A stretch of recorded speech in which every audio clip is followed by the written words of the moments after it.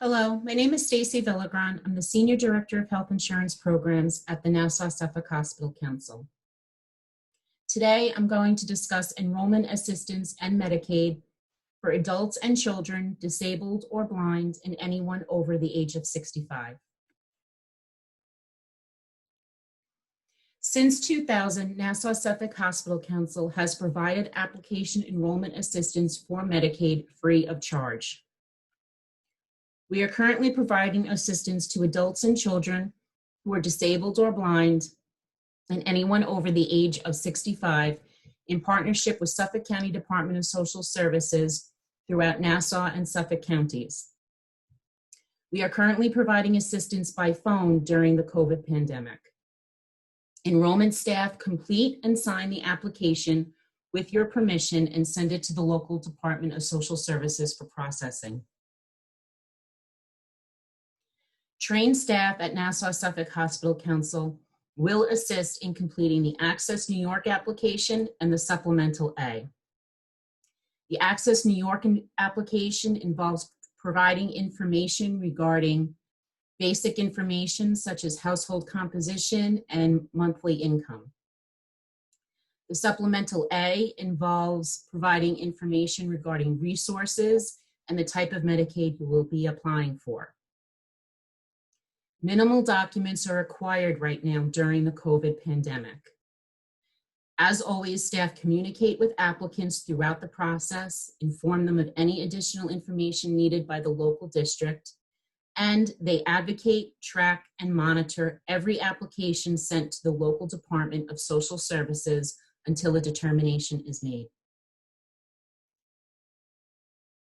Medicaid for the aged, blind, and disabled is processed through the Department of Social Services as opposed to the online marketplace that some may already be familiar with. It is a paper application, and it is also referred to as non-Magi Medicaid.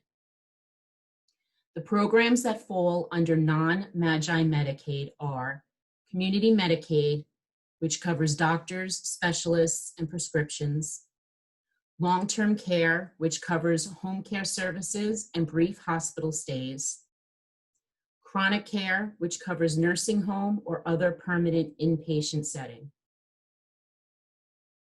Medicaid Excess Income Program, also known as the Spend Down Program; Medicaid Buy-In for working people with disabilities; and Medicaid for adults and children in need of home care and community-based waiver services.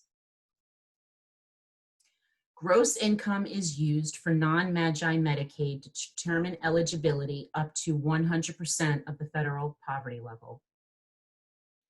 Medical premiums are deducted from the income, including Medicare Part B and Part D premiums, private insurance premiums. There is also a resource test. The income level for 2020 for a household size of 1 is $875 per month. The resource level for 2020 is $15,750. For a household size of 2, the income level increases to $1,284, and the resource level increases to $23,100. Community Medicaid coverage includes outpatient, primary care, specialty care, and hospital care; inpatient psychiatric care and substance use disorder rehabilitation with a stay of 29 days or less; prescription drug benefits; and the resource test only involves an attestation of current resources. No documentation is needed. For long-term care services, it includes all services in community coverage, plus adult day health care, limited licensed home care, private duty nursing, hospice in the community, hospice residence program, the assisted living program, consumer-directed personal assistance program, personal emergency response services, managed long-term care in the community, and the home and community-based waiver services. The New York State 2020-2021 budget includes a major change in eligibility for long-term care. Tentative date is 10/1/2020. Applicants will have a 30-month look back similar to applications for nursing homes. If non-exempt transfers are made, the applicant will be subject to a period of ineligibility, also referred to as the penalty period, based on the amount of the transfer. Even though the tentative start date is October 2020, it does not appear that it will happen on that exact date. It may be a little longer for it to come into effect due to circumstances of the pandemic.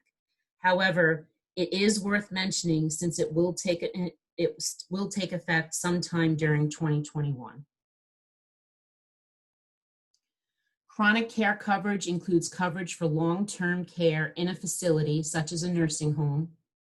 The Medicaid application for chronic care is completed once a person is placed in a facility and is expected the stay will be longer than 29 days.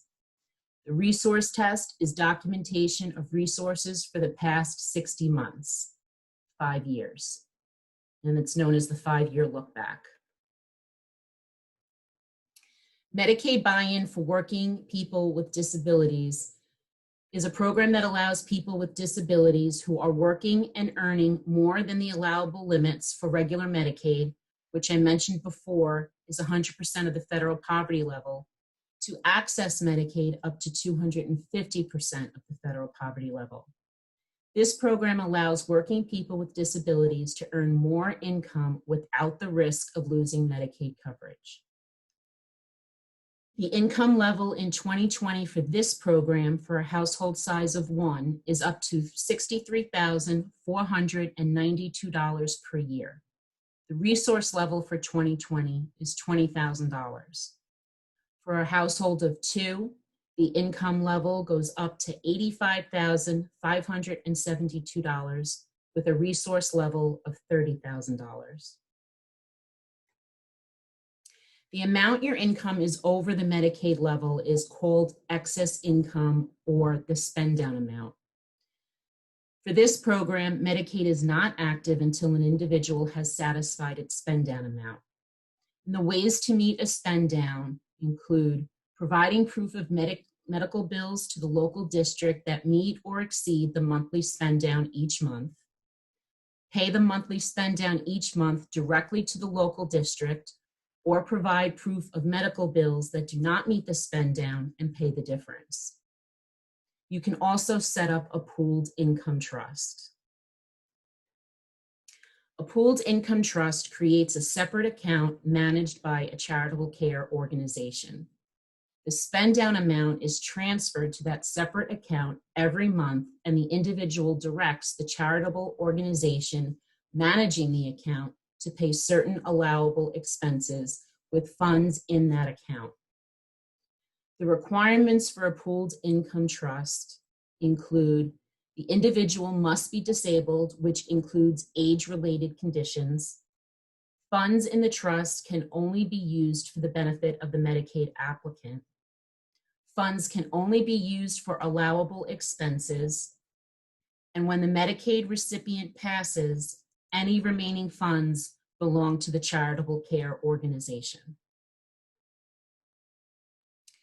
The allowable expenses for a pooled income trust include clothing and food, living expenses such as rent, mortgage, real estate taxes, utilities, travel expenses such as gas and car payments, entertainment, attorney, accountant, guardian fees, supplemental home care services, geriatric care services, and medical procedures not covered by Medicaid.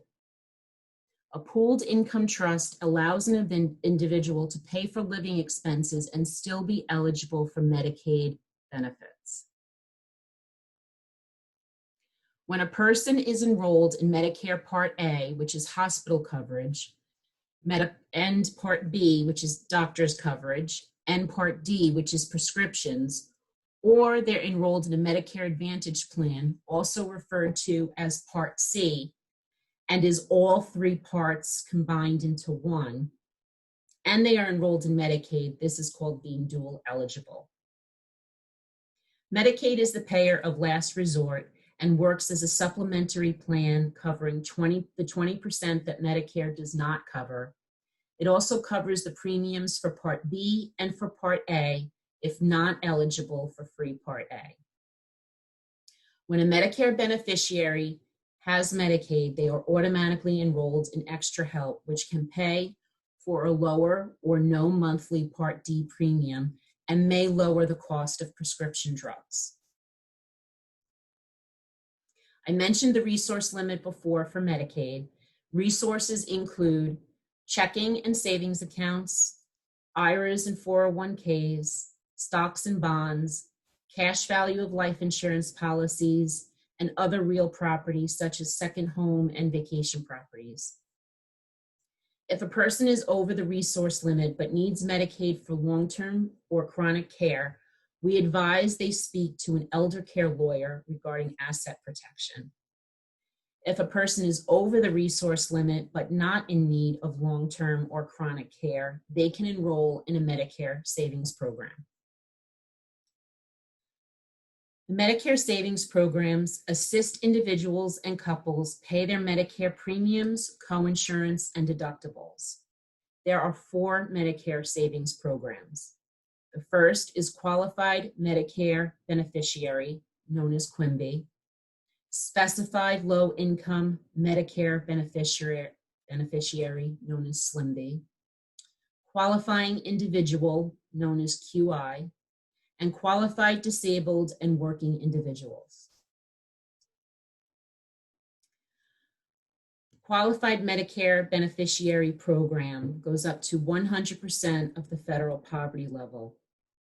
This equates to a single person being able to earn up to $1,061 per month, and a couple earning up to $1,430 a month. There is no resource limit. It pays for Part A and or Part B premiums. You can be eligible for QIMBY only or QIMBY and Medicaid.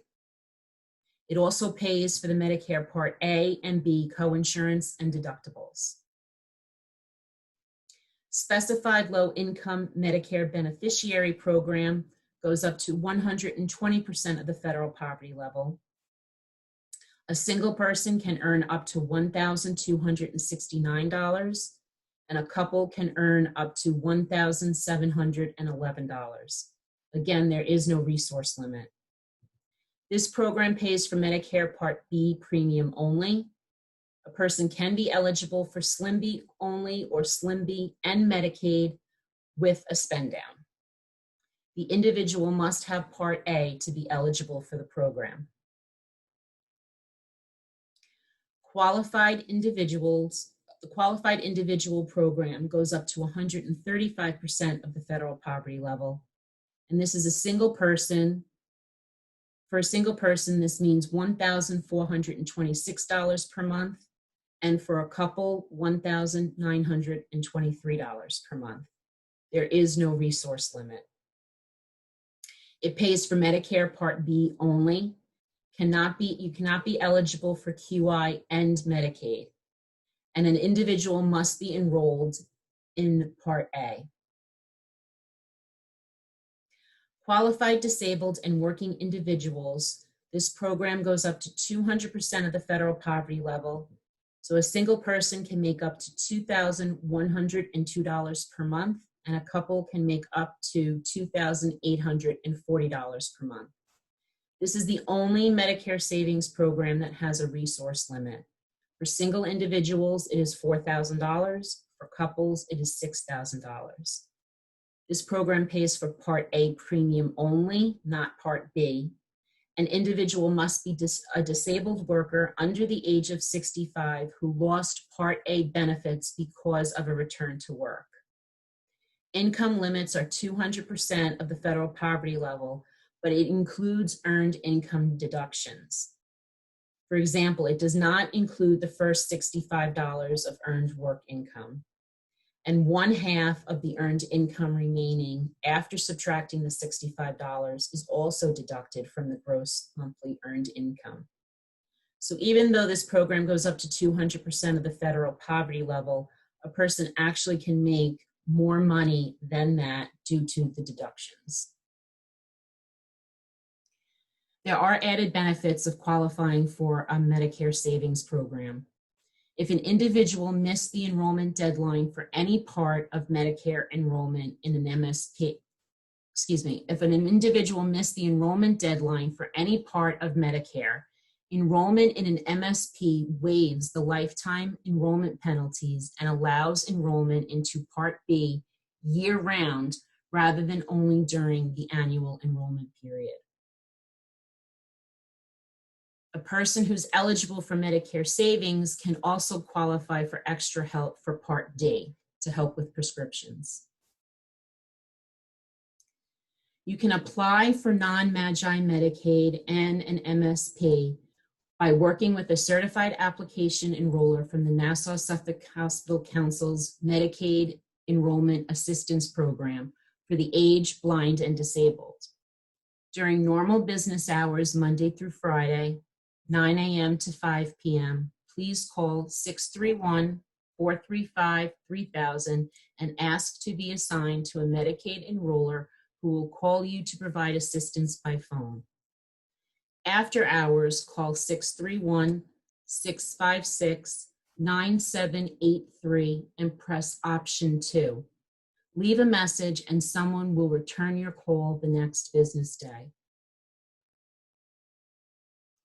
Thank you very much for being here with me today. If you have additional questions or a specific case you would like to discuss, you can call me at 631-435-3000 and ask for Stacy Villagran. Or please email me at svillagr@nshc.org. Thank you very much.